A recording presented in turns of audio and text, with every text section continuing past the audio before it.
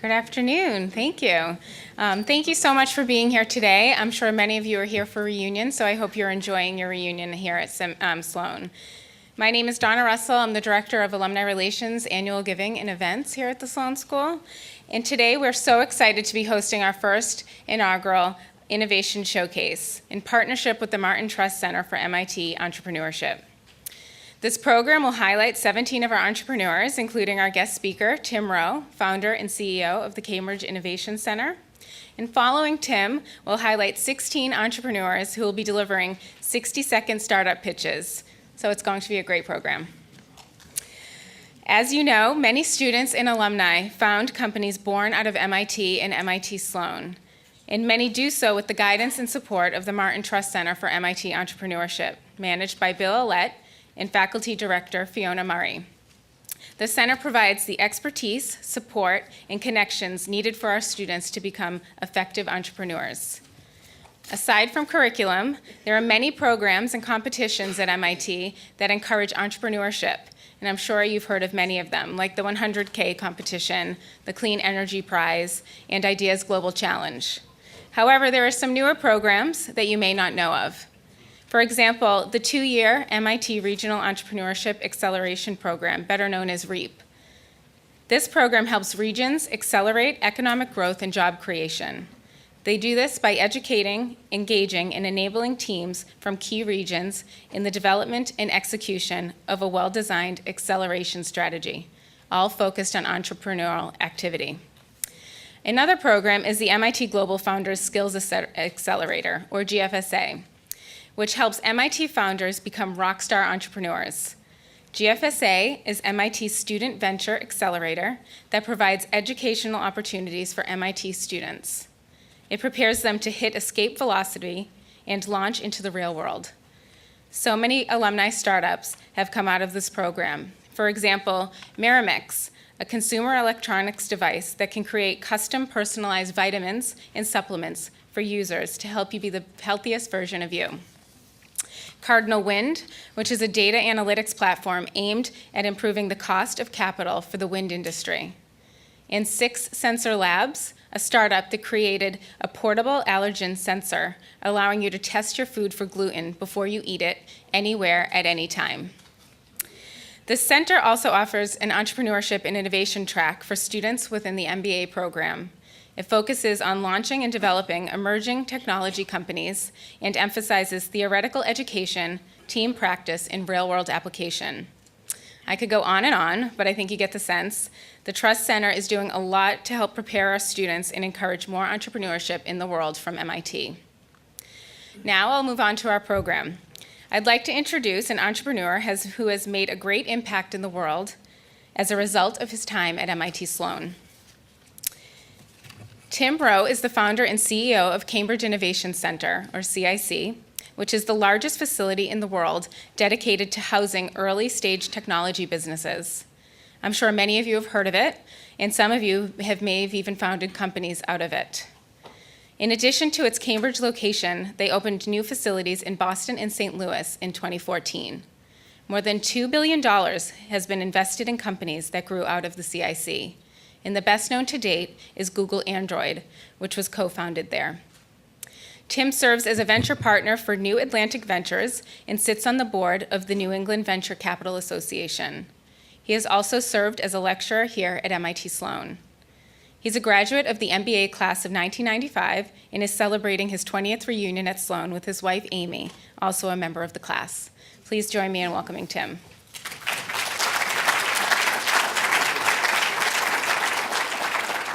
Is this on?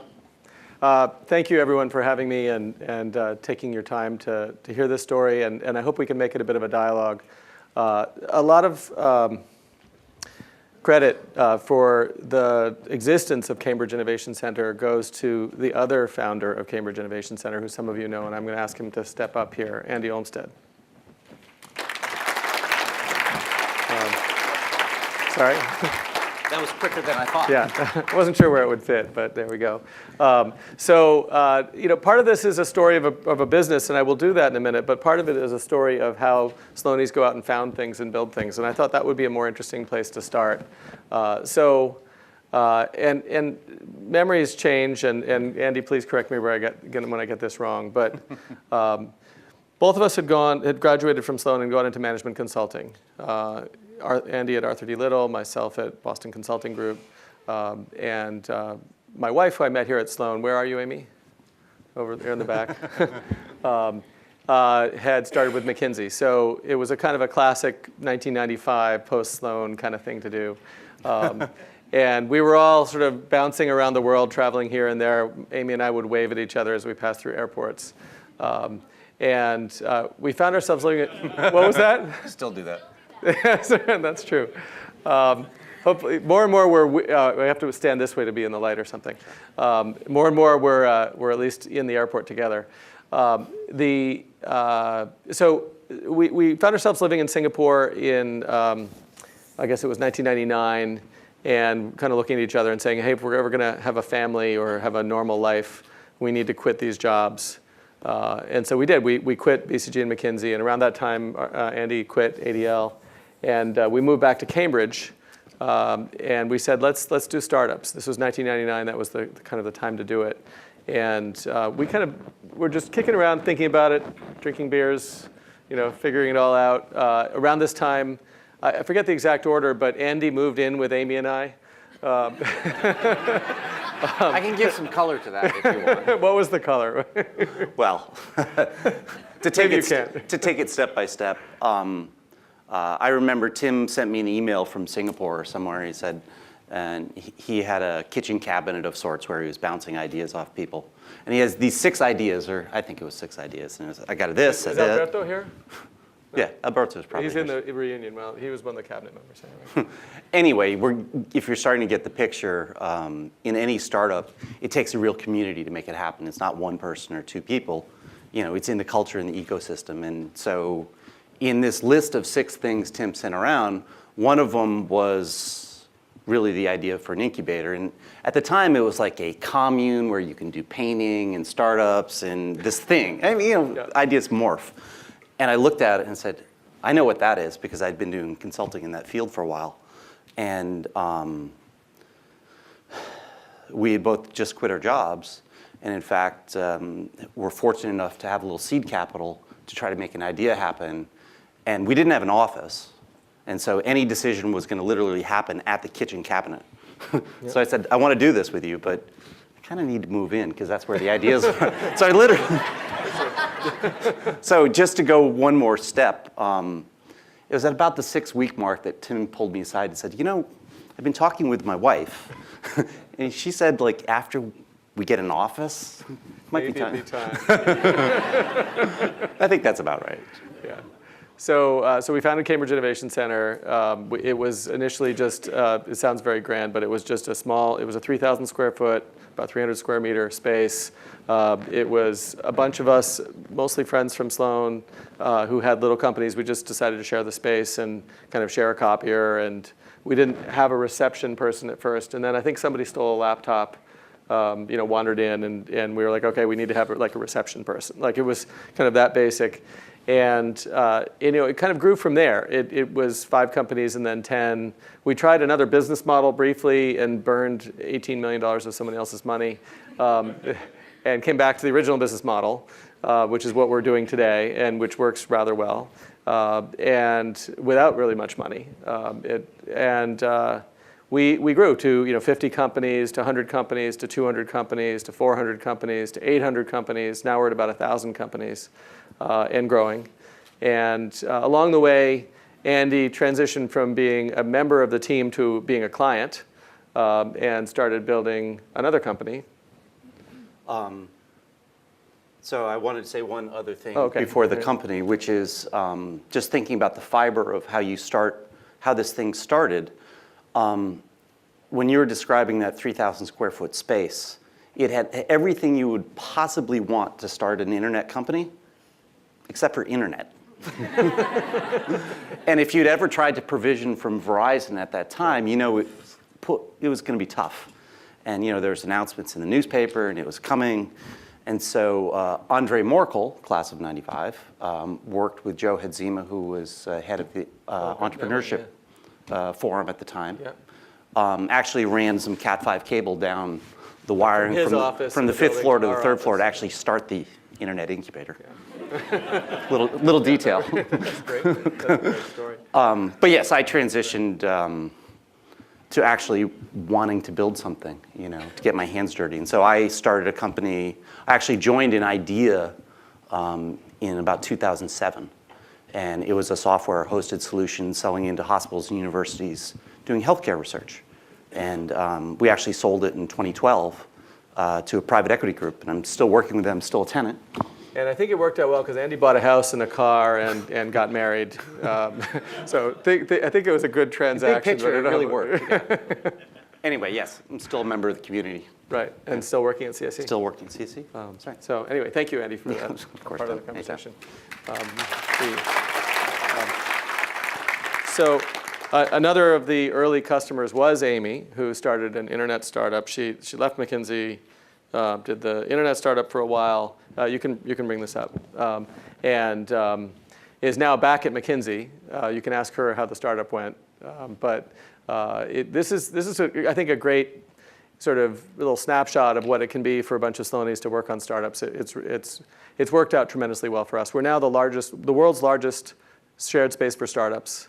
We're growing very quickly, and I want to share a little bit of that story just in some pictures and numbers. This picture, by the way, is out the window of where we hope our first European location will be. This is in Rotterdam, Netherlands, which is an absolutely fantastic country to do entrepreneurship. So just quickly, what are we about? We seek to fix the world through innovation. Right? So innovation is probably the most dynamic process in society today. You can think about various ways to fix the world. You could like elect better politicians.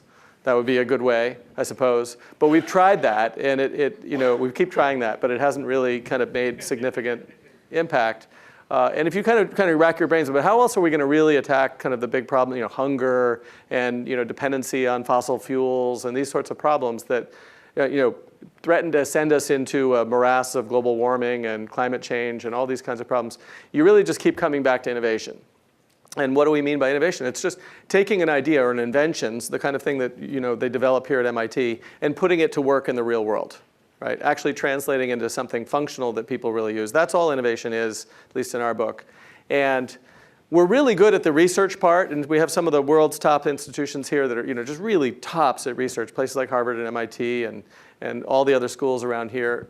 That translation into innovation, useful product part is actually pretty Neanderthal still. There are increasingly programs in business schools that focus on entrepreneurship. And at the same time, a lot of people will tell you that sort of entrepreneurship is tough to teach, that it's kind of maybe learned but can't be taught, or maybe you're born with it. It's a little hard to know. I see Andy Rebley, probably the most successful entrepreneur in our class, at least coming out of the gate. I don't know, did Sloan teach you to do that? I don't think so. I think that was in your blood, right? It's so important to society, and yet it's hard to teach. And so how could we support innovation better? Well, so our mission is to fix the world through innovation by creating powerful innovation communities.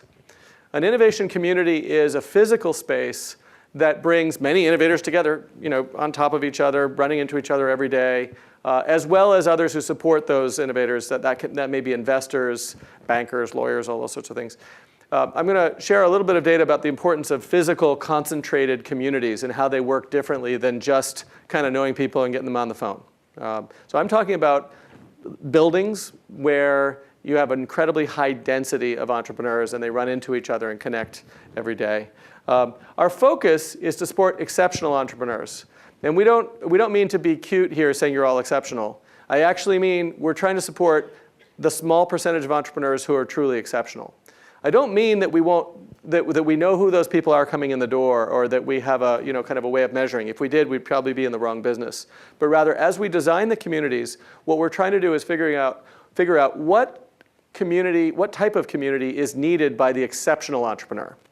The person who, and these people when you meet them, they tend to kind of walk through walls. They present an idea that seems impossible, and then somehow they make it happen, right? And along the way, they probably moved it and tweaked it 6 times, and they found more and more new people to support their idea. These people have a different velocity, a different tempo. Yeah, they dance, if you will, to a different drummer. And so we're designed to support that entrepreneur. All entrepreneurs are welcome, but the way we try to set up the facility is around that individual. And we've found a few of those individuals over the years, and they have done truly remarkable things at CIC.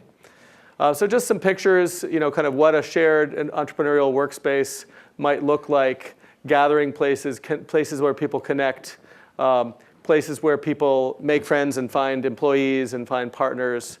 It's not just office space, by the way. We launched this year a wet laboratory space.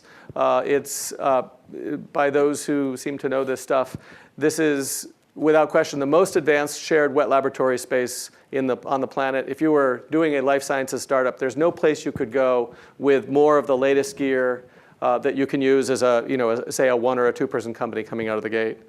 I'm going to go through a couple of possible questions that people might have. That's it, by the way. That's what we do. You now have the picture. So does it work is kind of the interesting next question. So this is, I think it's zooming in somehow. I don't know if that's you or me, but we're missing the bottom part. It's OK. I can just explain it. That's just growth of clients over time. And a mix of kinds of companies over on the right. It's basically lots of different sectors. This is just some stats.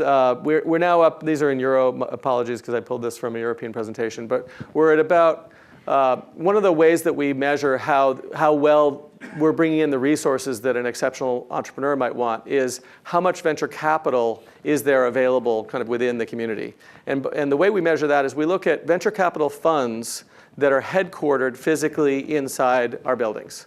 And the notion is if they're headquarters, they're in partners, they're all there, you're running into them in the elevator and at events and so forth, you're going to have better access to capital. We tally about, this was a different exchange rate when we did this. In dollars, it's actually $7 billion of venture capital that is now headquartered just in these 2 buildings across the street. We are, by the way, we're at 1 Broadway and 101 Main. So they're literally right next to the Sloan campus, which turned out to be a very good place to build this. $7 billion of venture capital, put it in perspective, is sort of on the order of all the venture capital in England, or all the venture capital, it's a little bit more than all the venture capital in Texas, which I think is the 4th highest investment of any US state in venture capital. So it's working, if you will. We have a couple $1 billion of publicly, actually I think we're up to $3 billion of publicly disclosed exits at this point. Got to update that. Oh, slide fixed somewhat. This is a client, friend of some of ours. This is Rich Miner. He co-founded a company called Android that got bought by Google and did rather well. When they were a 2-person company, he moved into CIC. He got an office that had space for about 7 people. And we're like, Rich, why do you need an office for 7? And he's just like, don't worry about it. I'm going to need the space. And he had just sold a company a couple years before for a couple $100 million, a company called Wildfire. This is the kind of entrepreneur I'm talking about when I'm talking about an exceptional entrepreneur. Why would someone like that be in this space or this type of community? Our view is that if you are an exceptional entrepreneur, your chief need is not actually even getting capital. You've got pretty good access to capital. Your chief need is around recruiting the strongest people you can recruit to join you in your startup. So you're competing, in essence, with the Googles of the world, who have fantastic, as probably most of people know, fantastic office environments, work environments where meditation classes and massage therapy and free breakfast, lunch, and dinner and everything you could want. If you're a startup today and you want to compete at that level, you have to be competing for those same people. And there are a lot of ways you'll do that. Probably the strongest way you'll do that is through your own force of personality and the power of your ideas. But another layer of that will be that when they come in for the interview, they're going to want to say, yeah, I could imagine myself working here. And that's one of the pieces that we play. This is just an animation of our growth over the last 15 years in square footage, or actually square meters, but good enough. We see companies like Amazon and Apple and Facebook and Shell. These companies all have, over the last 15 years, moved in and set up shop. Their first presence is often, their first technology presence is in the region inside CIC. So we're finding that it's not just startups, but also bigger companies. Another metric of value, we just look at how the rents in Kendall Square, the area around us, have increased. Rents in Boston have gone up 44%, but the area around us has gone up about 97%. So this area has really taken off. as well as we're seeing more housing units. We've got about 20 locally owned restaurants that have opened up since many of you were in school, and you may remember just Au Bon Pain and Legal Seafoods. The place has taken off. The Globe cites sort of 2 of the top restaurants in Boston as Craigie on Main and Hungry Mother. Both of them are here in or adjacent to Kendall Square. So the area is just doing fantastically. And there are a lot of factors to that. It's not just what we're doing, but a lot of people will point to the fact that this has become a kind of a startup mecca over the last 15 years as one of the reasons. So why does all this matter? I mean, this is great. Good for you, Tim. You made a business. Thank you, Andy, for helping. But why is it important? So there are, I think, 2 reasons why it's important. I touched on how innovation is kind of a force of change in the world today. If we think about just what's going on in innovation around genetics and genomics, just in the last few years, we've started to figure out how to tell the body to turn on and off certain genes, expression of certain genes, to the point where we may be able to tell the body, you know what, just don't get Alzheimer's, as opposed to trying to cure it, which is much more complicated. This is a frontier in medicine which is absolutely mind-boggling, is really actually starting to happen. This is the kind of thing that you see coming out of spaces like this when done right. And I think it's pretty clear why that matters. There's another really important reason why it matters, and that's kind of exciting too, and that's the impact on the economies of the places that either have or don't have innovation. This is a chart that some of you may have seen, and this is a mind-blowing chart if you spend a moment with it. What this is looking at is job creation in the United States from 1977 to 2005. So this is pretty much the last 3 decades. They did it's only ending in 2005 because that's when the last data that they had. And what they were looking at is where new jobs come from. And what they looked at specifically, apparently the US Census Bureau tracked for each new job, that you could track back through it to find the company the job was created in and the age of that company. And what they found was that companies 5 years old and younger, which we'll call startups just for simplicity, created the blue jobs, about 3 million jobs each year. And this is a net figure. So if a startup created 10 jobs but then went out of business in year 4, that's 0 for the purpose of this. The black is all the jobs created by companies 6 years old and older. So this is all other entities, all other corporate entities in the United States. And what it's saying is that that existing business essentially is destroying jobs to the tune of about 1 million jobs a year. It's much more variable, as you can tell. So some years it's better, some years it's worse. But on average, it's 1 million jobs a year. And startups are creating 3 million jobs a year. And more interestingly, it's incredibly consistent how we're doing that. What this is really saying, if you net these out, you get about 2 million jobs a year. You divide by 12, you get about 180,000 jobs a month. That's what you typically hear. Some number around there is what you typically hear in the monthly jobs report when you hear, the president announced that the economy created, 170 or 190,000 jobs. It's this. But what's behind that is actually really interesting. It's the startups that are driving the economy. And the implications of this are pretty profound. If you were an economy, let's take, how many people are here from Spain? A few Spanish, we had a few in the last session.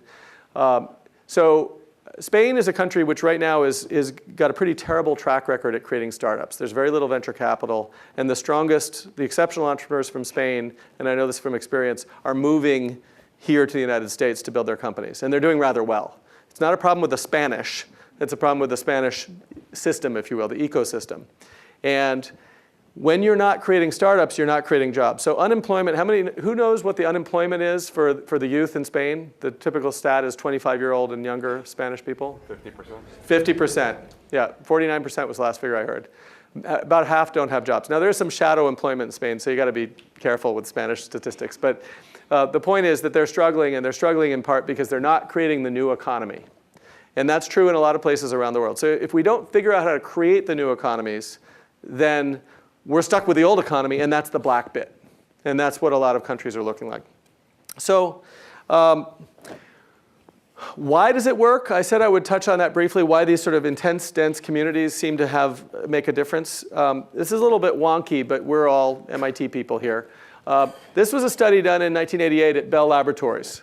And what they did was they took all scientists at Bell Laboratories and they created a set of pairs, every scientist with every other scientist, and looked at the frequency with which those pairs of scientists collaborate. And what they found was when two scientists had their office on the same corridor of the same floor, they collaborated about 10% of the time. Go to the opposite side of the same floor, it's only 2% of the time. And go to the next floor down, it's only 1/3 of 1% of the time. So there's about a 30-fold difference between collaboration for those who are physically near each other and those who are not physically near each other. This is, you hear the word proximity a lot when people talk about collaboration and innovation. The power of proximity, this is one study, there are actually a bunch of studies like this, and they all say exactly the same thing, that collaboration seems to be driven by proximity. There are some theories about this that go that proximity is probably actually just a proxy for trust building. When you have proximity, you have the opportunity for trust building. And if you trust someone, you're more likely to collaborate with them. There's a bunch of research that's sort of underway on this topic. What we do know is that this notion has been around for a long time. This building, 109 Court Street in Boston, is roughly where City Hall is today, was the first Radio Shack. These guys, manufacturers of telegraph instruments, they had their shop down here on the ground floor. They sold wires and batteries and things like that. And it was in the early days, remember, this is before the telephone and before the phonograph and a lot of those sorts of things. And telegraph existed. And these guys, the shopkeeper, Charles Williams, he rented out his upstairs rooms to inventors. And the guy in the upper right corner there was Alexander Graham Bell. And one of these other offices, and we don't know which it was Thomas Edison. And the two of them hired the same clerk from the store to do their patent drafting. It turns out to have been an African American, who amongst other things was accredited with, the patent drafting guy was credited with doing the screw in the screw light bulb. That was done here in Boston at 109 Court Street. So we've seen this pattern of inventors, innovators coming together, sharing resources, sharing ideas. These two apparently were incredibly competitive, Graham Bell and Edison, and more so for the fact that they were in the same building. So this is, we see this in sports. You've got camps where the kids go play soccer together and they get super competitive and they become world-class soccer players because they're in these intense camps. Same thing for innovators. So I'm almost done. Where are things going? What's the outlook going forward? So one good piece of news is that venture capital, which is kind of the stream of capital or money into this kind of industry, is quite healthy. This is United States figures. We all know that there was kind of a weird, interesting moment in '99 and 2000. And some of you were graduating around that time, and I hope you made billions while that was happening. But the long-term trend is that venture capital is strong and growing. And in fact, 2014 was the highest year ever if you take out the boomlet. And so we're in a really good place. Since we are in Massachusetts and local bragging is important, just a little bit of comparative stats. California is a phenomenal innovation state and draws in about $28 billion of venture capital investment. Massachusetts is only $4.6 billion this year. If you look over the last several, if you do the math though, looking at population, right now we're about even with California. So Massachusetts is totally pulling its weight. If you look back over the last several years on average, Massachusetts is about 30% ahead of California.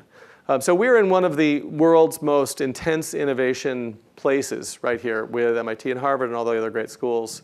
And good on you to the schools. And thank you for hearing a little bit about my business and how that worked. Thank you, Andy.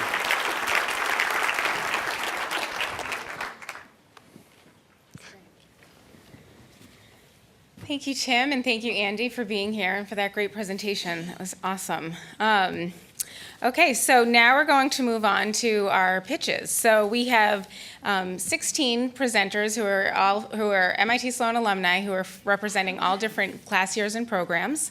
And so what we're going to do is ask them to deliver their pitch in 60 seconds, which we realize might be a little challenging. And if they go over 2 minutes, what we're going to do is politely clap so that we can keep on track. So I hope you'll join me in that. So the first one we're going to begin with is Peri Abuzad from the MBA class of 2015, and she's going to talk about Moviepigs.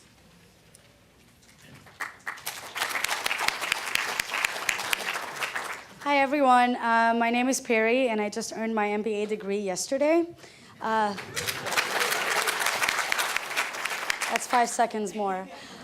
Prior to Sloan, I was working on my own, or I had my own media production company and international film festival that grew to nine markets across, like in the Middle East. And one thing that I noticed working with over thousands of filmmakers is that they always struggled whenever they wanted to do their new film, even though they were all great and won awards. And at the same time, I traveled a lot with the startup and even coming here, and I saw that there is millions of Americans that are born in different countries or are diaspora community members that are looking for those kind of films that can represent their culture and their narrative in a better way than what Hollywood does, but cannot find those movies except in festivals that last for a short period of time or pirate sites. So that didn't make any sense to me, and I felt that there was something missing. And I came to Sloan to find the answer to that question. So I did a thesis, and which is something that doesn't normally happen for an MBA student, and it came to the development of Moviepigs. So what Moviepigs is, it's a platform that can be described as a mashup of Netflix and Kickstarter for international film. What it does three things, or it has three unique features. The first feature is that it helps filmmakers not only reach an audience and the audience finding movies they look for, but also it helps those diaspora community networks or diaspora community members to influence what narrative is presented about their culture. Two, it creates, basically we have social features that can create network effects and can basically help you not only connect with the film, but also connect with the makers that made that film possible. And it creates a network effect for us to keep the audience captive. And lastly, it basically helps us achieve a huge goal like Tim presented, which is basically influence the narrative that's presented about those cultures. I'm an Arab, and whenever I'm presented everywhere, I'm either an oppressed woman or a pseudo-terrorist, or maybe even a terrorist, or suspected for one. If you can bring local talents that can present a positive narrative about your culture through beautiful films, you can actually change that narrative to a much better one. And this is what I'm doing. We received seed funding. Please come see me after. Thanks, Perry. Up next, we have Rafael Colella, MBA 2011. He'll talk about Cannonball. Hi, it's great to be here today. I'm Raffaele, MBA from a few years ago. Actually, a reunion, our first year reunion, we started this event. We were just 20 friends. We got a room last minute from Sloan. This was not featured in the agenda of the reunion, and we decided to do a Sloan instead of having beers in a local pub. And today, entrepreneurship is really taking off on campus, which is great. At the time, Cannonball was just an idea. We went through a lot of iteration. Back this January, I thought we were done, actually, and so I decided, what can I do which is meaningful? So I was going back to Naples to do a user innovation community, because I thought that would have served my country more than politicians, since it's not working. But then in February with Ed Roberts, we decided to restart the company, to refound it. Andrew, which is my amazing new junior technology co-founder from MIT and Caltech, we joined forces, and we've been pushing a lot. We started making things happening. We recruited a new team. We just closed some new seed. I was back from California yesterday, where we are creating some important ties. And the idea is really to work on email, making it manageable, making it browsable, reconnecting it with user experience. Email was invented many years ago, has been cluttered. Now we open it, we firefight, and then we go to another app. There is a lot of entertainment which goes on our mobiles. There is a lot of entertainment content within email, and people don't enjoy it. So we want to make it more flipboardy, more enjoyable, more letting you enjoy your own content. And I think we are off to an exciting challenge. We have a new team. They just started the other day, CIC. And yes, recruiting them was easier also because they were excited about the free food and the places, and they were young. And also we have to loop them in the idea of creating something together, because entrepreneurship is all about passion. Perks are important, but also those who were looking at a larger company eventually went in there. Thank you. We will be outside. Thank you. Next, we have Andre Danko, Sloan Fellow 2014, who will present about Shortlist. Hi, my name is Andre Danko. I'm the co-founder and CTO of Shortlist and a Sloan Fellow 2014 graduates. No one likes a headhunter. Executive search firms are expensive, they take long time to find the candidates, and they produce shockingly inconsistent results. The vision at Shortlist is to displace this $10 billion industry and bring senior level hiring online for the first time. Starting in investment management, we bring the top experts onto a Shortlist platform and we call them connectors. We encourage these experts to recommend people for senior level positions that are exclusive to Shortlist. Mixing human judgment with superb analytics and data, we're able to deliver to companies shortlists of market-vetted, interested candidates within 15 business days at a very competitive price. This blows the executive search firms out of the water. We have started to work with one of the leading investment management companies here in Boston and have delivered superb results to them. You might not like a headhunter, but you will love Shortlist. Thank you. And next, we have Noelle Dill, SM73, Huppanen. Good afternoon. My name is Noelle Dill, and I am the CEO at Huppanen, and I'm very excited to be here. Huppanen is a mobile app that helps you find fun social events that are nearby, wherever and whenever you are. Imagine yourself aimlessly wandering, perhaps in an infinite corridor somewhere. Your phone beeps. You look at it, and it's Huppanen, telling you that there's a folk festival a couple of blocks away, and a food truck has opened up just around the corner, and someone's organizing a soccer game, and they're looking for more players. These are all events that you wouldn't know about without Huppanen. And if you happen to own that food truck and you're looking for more customers, or you're the organizer of the soccer match, or perhaps you're in a band and you're looking to build your audience, then Huppanen allows you to create these events, which we call hops, and then we tell the world about them. We reach the people that are interested in your hop and are in the right place at the right time. And that is the magic of Huppanen. Our app is going to be live in a beta form on the Play Store in a week, in the App Store in 2 weeks, because, hey, that's Apple, right?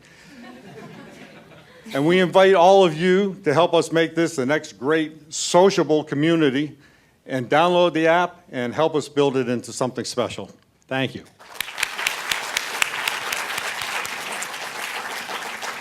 Next, we have Jason Ettier, representing John Bornoff, Sloan Fellow Class of '85, from Dynamo Micropower. Hello, I'm Jason Ettier, and I'm the CEO of Dynamo Micropower. Many of you may know about the revolution that's really driving oil and gas today, the fracturing of shale source rock. And many of you may not know that it actually takes a lot of power investment to get that oil out of the ground. And it turns out a lot of that happens in places where there is no power grid. And that's where we come in. We're Dynamo Micropower, and we produce heat and power for the oil field, and we're competing with diesel technology. We have developed and commercialized a game-changing gas turbine that is explicitly for the production of oil and gas. Our turbine uniquely burns hydrocarbons that are produced during the production process. And we've also designed our turbine to deal with the arduous cyclic loads that you often find in the oil field. And the result is an 80% reduction in the cost of energy for our customers. Dynamo actually already has one product in the field, and John Bornoff is partly responsible for helping us get there so quickly. And we'll be actually launching our second product for pilot in the third quarter of this year. And I'm here looking for those of you who might be involved in the oil and gas industry, who want to try our products, who want to try our services, and please find my table at the end of this. Thank you. Next, we have Daniel Heyman, MBA 2014, Pyrus. Hey everyone, we've actually just changed our name to Stack, so you'll see there in the bottom right. That's okay. As Sloan alumni, we all understand the value of relationships, but we also understand that relationships are often difficult to maintain. We're all very busy people. Our relationships are the 21st thing on our to-do list, and the people in this room probably suffer from the out of sight, out of mind problem. There's people you like in this room who may be able to help your professional lives, who you probably haven't been in touch with since the last reunion. And while this is true for individuals, it's even more true for small businesses. Small businesses need to maintain meaningful relationships with investors, with partners, with allies, with referral colleagues. And yet, 64% of small businesses have no system to do that. And the reason is simple. Current relationship management software requires a boatload of work and data entry. They're cumbersome and no one likes it. I see some people nodding their heads. Stack is a relationship management system that requires zero data entry to provide value. We plug in with your email, your calendar, your contact book. We look at the people you're in touch with and the people you haven't been in touch with. We provide that information for you in a structured, simple way. And if you want, we can make recommendations on who you should be getting back in touch with. It's available for individuals and small teams. We're currently in private beta. I'll be outside if you want to be added to our private beta list. We'd love to get you on the product and sampling it. Or if you won't be outside, just shoot me an email. Thank you very much. Next, we have Nitin Jain, EMBA 2014 from Sprout Up. Thank you. Hi, everyone. I'm Nitin Jemba with Sprout Up. Sprout Up is an online marketplace for emerging products and where we bring future innovation to common masses. Let me take a quick poll. How many of you have invested on Kickstarter or Indiegogo? Only a handful. Good news, you are among few who can see. In other words, early adopter. But majority of you, where the emerging products like wearable devices, Internet of Things, struggle to make you aware of the innovation, what's going on in the industry. That's where we come in. We want to bring innovation to common masses, as I said before. We are sprouting it up. Even Mona Lisa took 350 years to become a masterpiece, believe it or not. In the past 3 years, over 80,000 products have created a $25 billion marketplace. With Sprout Up, it is now easy to find, discover, and experience these emerging products, even if you are not an early adopter. Here you can request for product trials, or you can collaborate with product creators, or even participate in a community of product enthusiasts. We bring products to your doorstep where you get that personal experience with these products.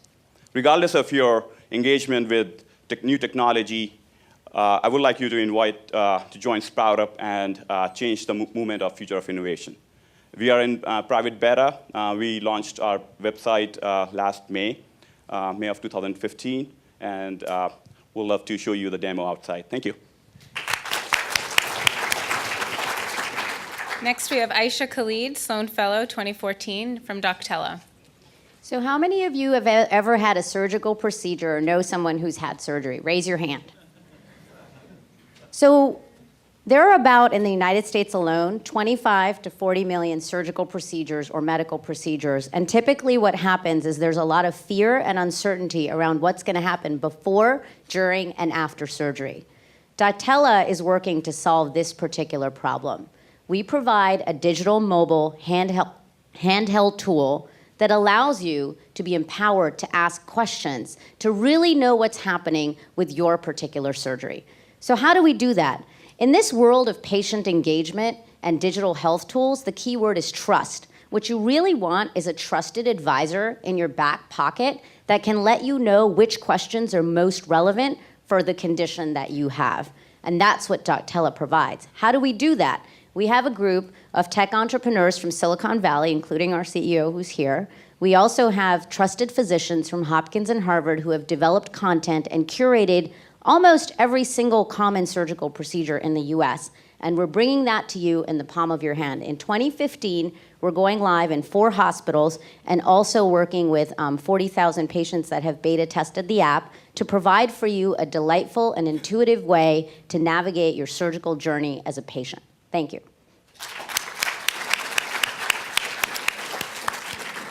Up next, we have Graham O'Keefe from SM 1990, representing DisplayLink. Thank you. So at DisplayLink, we make it really easy to connect any device to any display using USB or Wi-Fi. And given that every device has either USB or Wi-Fi on it, it does mean any device to any display. The typical application is for taking a laptop computer, a MacBook, or now an Android device, and connecting it to a large visual workspace at your desktop. The way it works is you go to the website, our website, or our partner's website, download the app, so it's just software on the device, and plug into a DisplayLink-enabled device. And there'll be a small chip inside that device that we design and outsource the manufacturing. So what it means is that enterprise IT managers can have one desktop that can be shared between multiple users as they move from one office to another or move between different desks. So this is called Bring Your Own Device, and it's sort of in the hot desking movement. We have all of the major PC OEMs as our customers, apart from, unfortunately, Apple, of course, and a whole load of sort of long-tail suppliers that we all use and probably don't know. Users are typically Fortune 5,000 companies. We sell to the enterprise IT manager. That's the value proposition to make it a lot easier for the end user. In fact, Microsoft is our largest end user, and we have some cool companies like Tesla in there as well, and Starbucks. The company was founded about 11 years ago. I'm told it's not a startup. For me, startups are a sort of state of mind rather than anything else. We've had 10 million shipments of the chips. We have a lot of customers around the world. We've grown the business 3 times in the last 3 years. We're actually profitable with a healthy bank balance. But I would invite you to come and see us later on, become a customer of DisplayLink, maybe one day become a shareholder, investor in the company. And thanks very much.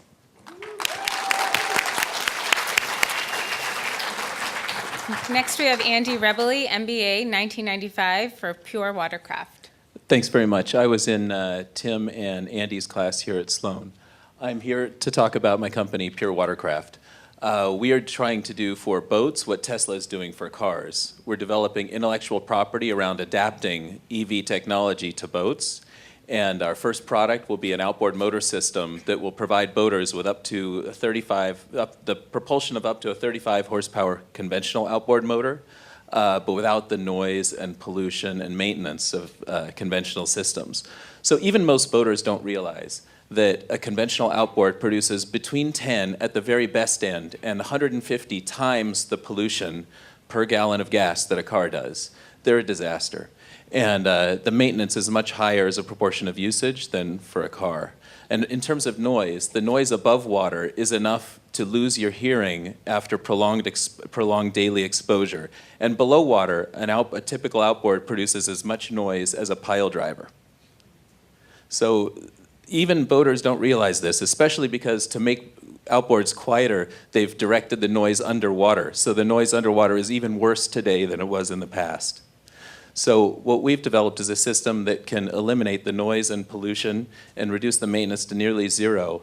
And for a frequent boater, it gets the total cost of ownership below what they were at before.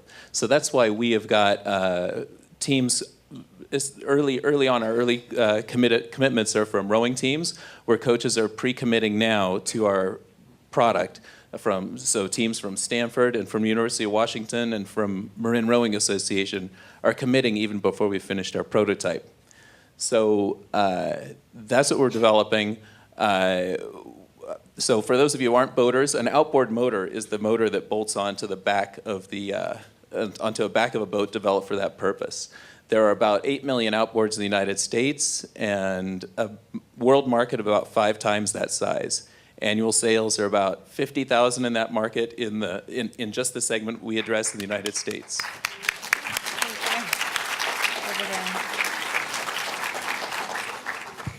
Next, we have Fabio Robayo from Masters of Finance 2014, representing Alcanza. So good afternoon, everyone. My name is Fabio Robayo. I graduated last year from the MFIN program, and I'm the co-founder of Alcanza. So Alcanza is an investment advisor.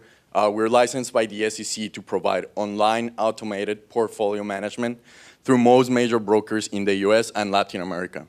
So what we do is that we follow a 3-step process. So first, we apply behavioral finance and behavioral economics to help our clients define their financial goals.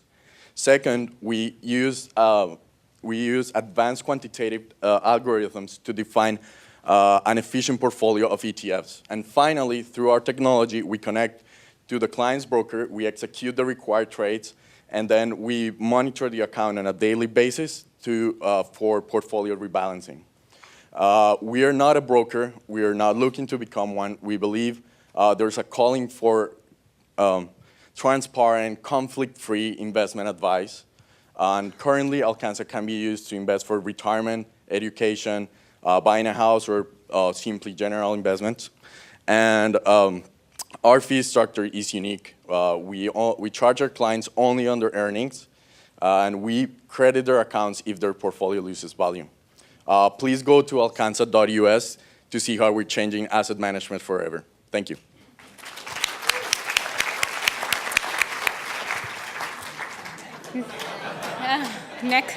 Next we have Q Early, EMBA 2014 for Strands. That's a funny picture, right? Do you know it takes only 1/10 of a second to make a first impression? And hair is among the top 3 aspects recall when describing someone you just met.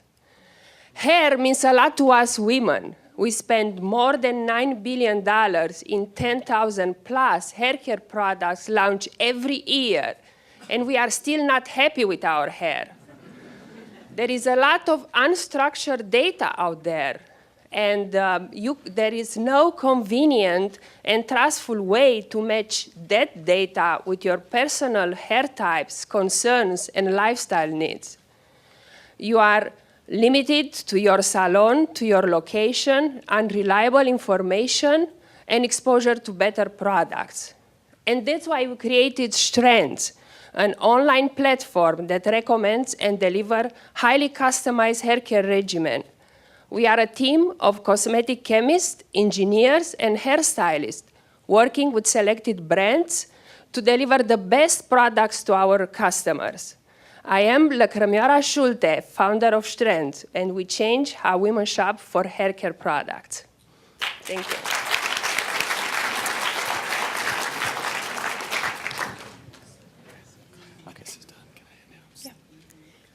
Next, we have Swami Sekar, LGO 2010 from Laniapp.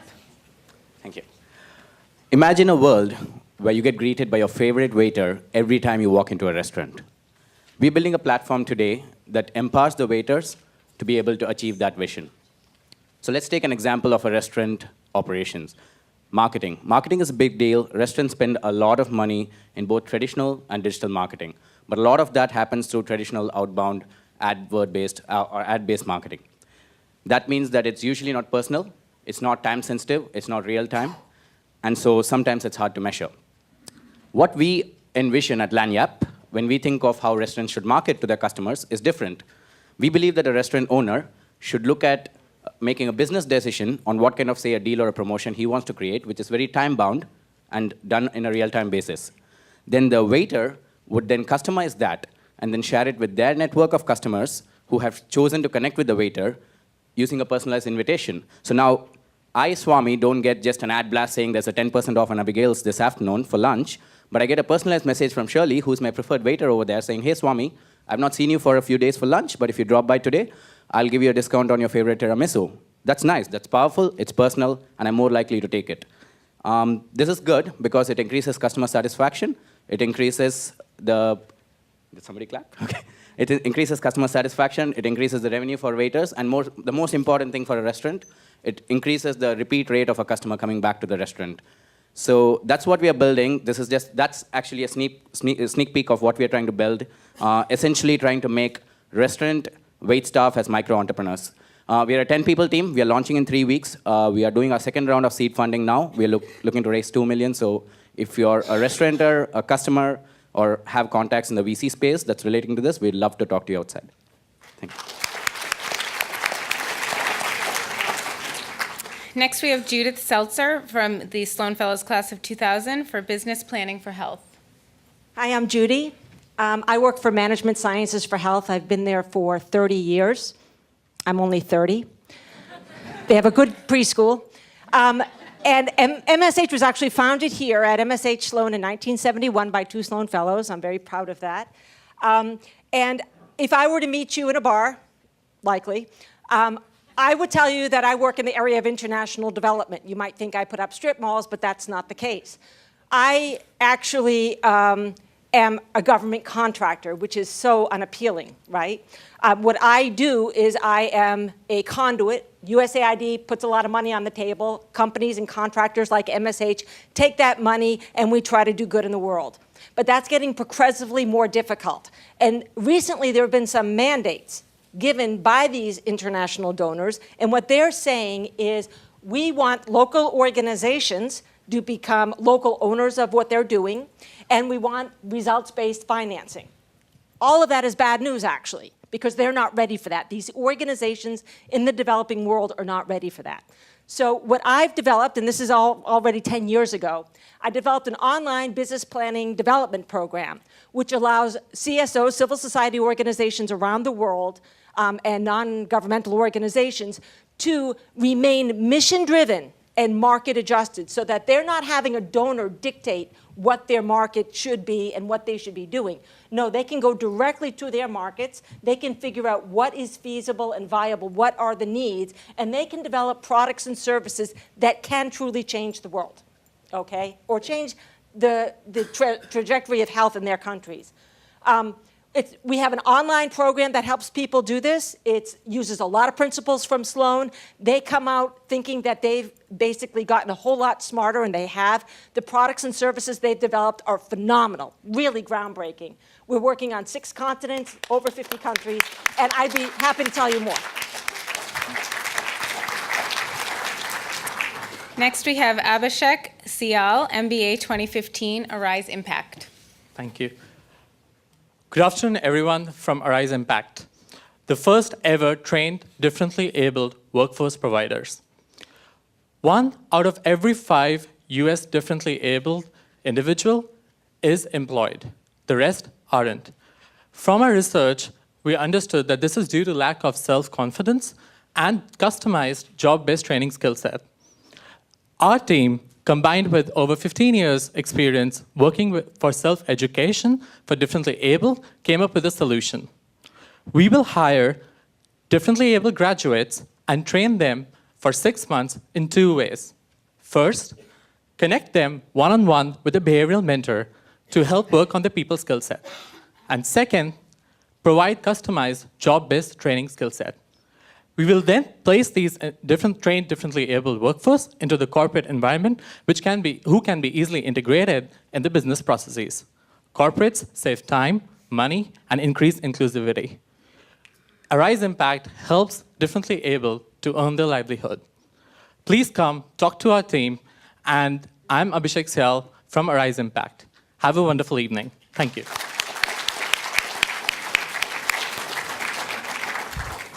Next, we have Avi Wise, MBA 1999 from Finidex. Thank you. I'm glad to be here. My company is Finidex. I'm the founder. Finidex tries to bring structure and meaning to the vast amount of information that we find today in financial markets. We provide a structured environment so that the meaning and the value that you can derive from the data doesn't lose that value over time. So we are about understanding how people interact with each other and sharing information and sharing financial analysis between one and another. So for example, if you are trying to understand how to develop a strategy around a near-term retirement objective portfolio, you can establish that on Finidex, and you can observe what other people have done on Finidex. We also welcome automated systems to participate on Finidex, so you can see what AI-based systems or potentially hedge funds or potentially other market participants think about a portfolio with that target or your particular portfolio through comments and through discussion forums, again, with other users, with other automated systems, between each other or among each other. You can derive some very interesting learning experiences from that. You can take your news that is built around the analysis that you've done, or you can observe another individual or automated systems analysis and see the news filtered as they would see it. And so maybe you think your view of the world is such for a particular thematic investing idea, such as around, let's say, a commodity price. But when you observe another user, their view of the world as you read the news that they see would be completely different. And this is what Finidex is about. It's the financial ideas exchange. We're not a broker-dealer. We're not an investment advisor. We're about exchanging financial information.